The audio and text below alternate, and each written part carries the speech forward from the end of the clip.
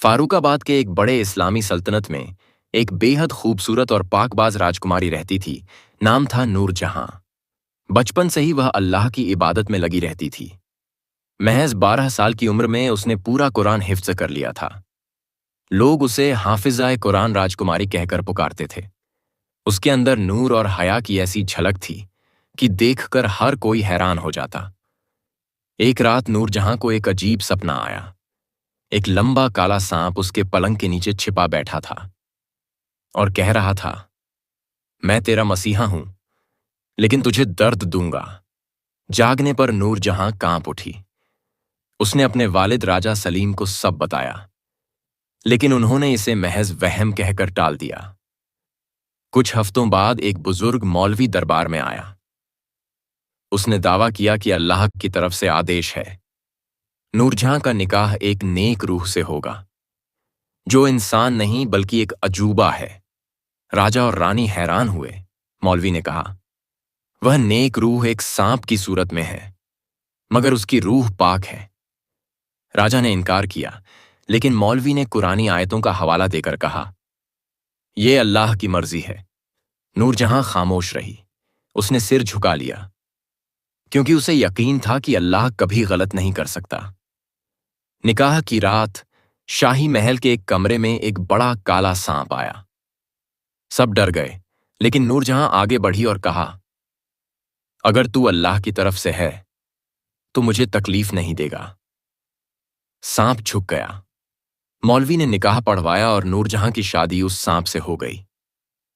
निकाह के बाद नूरजहां को एक अलग कक्ष में ले जाया गया। वहां सिर्फ वही और वो सांप था। कमरे में ठंडी हवा थी और दिए की लौ कांप रही थी।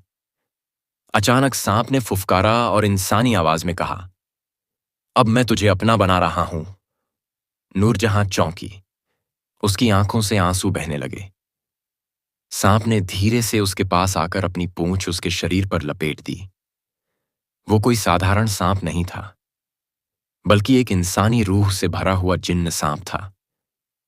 उस रात नूरजहां दर्द से कराहती रही। उसका जिस्म कांपता रहा, लेकिन उसकी रूह तस्बीह पढ़ती रही। सुबह अजान की आवाज आई। जैसे ही अल्लाहू अकबर की पुकार गूंजी, सांप एक चमकदार रोशनी में बदल गया और एक जवान आदमी की शक्ल में आ गया। वह रो रहा था। उसने कहा, मैं जिन्न हूं। मुझे अल्लाह ने सजा दी थी कि जब तक एक पाक रूह मुझसे निकाह न करे, मैं सांप रहूंगा। तुमने मुझे आजाद कर दिया नूरजहां। नूरजहां हैरान थी। उसके सामने अब एक सुंदर रोशन चेहरा लिए नौजवान खड़ा था। वो बोले जा रहा था, मेरा नाम जायद है। मैं एक बार फरिश्तों के इल्म में दखल देने की कोशिश में अल्लाह के गजब का शिकार हुआ। मुझे इंसानी शक्ल से महरूम करके एक सांप बना दिया गया। मैंने हजारों साल सिर्फ एक दुआ की कि कोई हाफिजा, पाक दिल लड़की मेरी बीवी बने। सिर्फ तभी मुझे अल्लाह माफ करेगा। तुम नूरजहां, तुमने मेरी रहाई का दरवाजा खोला। नूरजहां की आंखें नम थीं, लेकिन उसका दिल अब भी बेचैन था। राजा सलीम और रानी ने जब सुना कि नूरजहां अब एक इंसान जिन्न के साथ है, तो वो सोच में पड़ गए। क्या इस रिश्ते को मंजूर किया जाए? लेकिन नूरजहां ने पहली बार अपने वालिद से कहा, अब्बा हुजूर, जो तकदीर में था वो हो गया। अब अगर इस रूह को छोड़ दूं तो शायद वो दोबारा शैतान बन जाए। मैं इसे हिफाजत दूंगी। राजा सलीम की आंखों में आंसू थे। उन्होंने बेटी को गले से लगा लिया। हर रात जब जायद नूरजहां के पास आता, वो उसकी इज्जत करता, लेकिन नूरजहां की रूह में वो पहली रात का दर्द अब भी जिंदा था।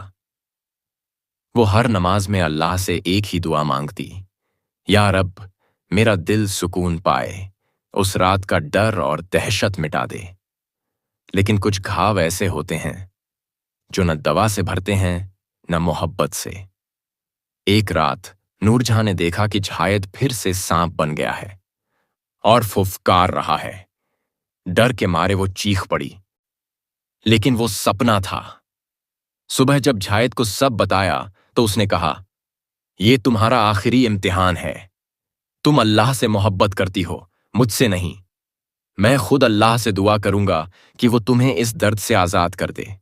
اس نے روزہ رکھا، نماز پڑھی اور دعا کی، اور اگلے ہی دن اللہ نے اس کی روح کو بلا لیا۔ جھایت کی لاش نور جہاں کے قدموں میں تھی، وہ مسکرا رہا تھا۔ اب وہ رہا ہو چکا تھا۔ نور جہاں نے پھر شادی نہیں کی، پوری عمر ایک مدرسے میں بچیوں کو قرآن پڑھایا۔ لوگ آج بھی کہتے ہیں، جس نے ایک جن کو انسان بنایا اور درد کو عبادت میں بدلا، وہ نور جہاں تھی۔